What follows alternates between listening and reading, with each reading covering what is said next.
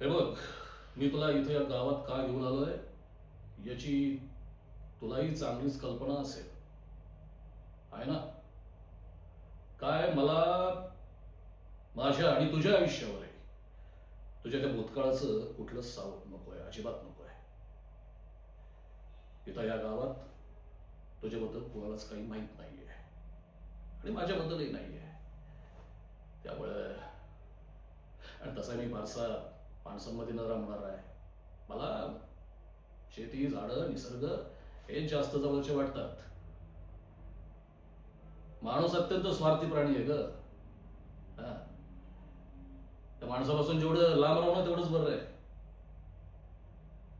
नाही, मी तुला त्या दलदलीतून बाहेर काढलं, तुझ्याशी लग्न केलं, तर माझाही स्वार्थच आहे ना. मान्य करतो मी, माझाही स्वार्थच आहे, पण तो निखळ स्वार्थ आहे. हा, जे आहे ते आहे. तेव्हा तू माझा विश्वास मोडणार नाहीस याची खात्री बाळगून तुला मी काही गोष्टी सांगतो ज्या व्हायलाच पाहिजेत.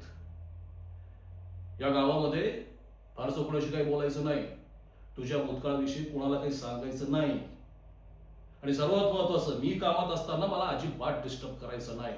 मी सगळं सहन करेल, पण मी कामात असताना मला डिस्टर्ब केलेलं मला अजिबात आवडत नाही.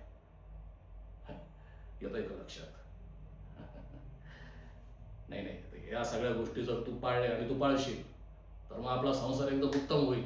काय नाहीतर मी तुला जिथून आणलंय ना तिथं परत सोडून दिलंही कमी करणार नाही बरं का. हा, हे तू कायम लक्षात ठेवायचं. काय? टेन्शन नको, टेन्शन नको.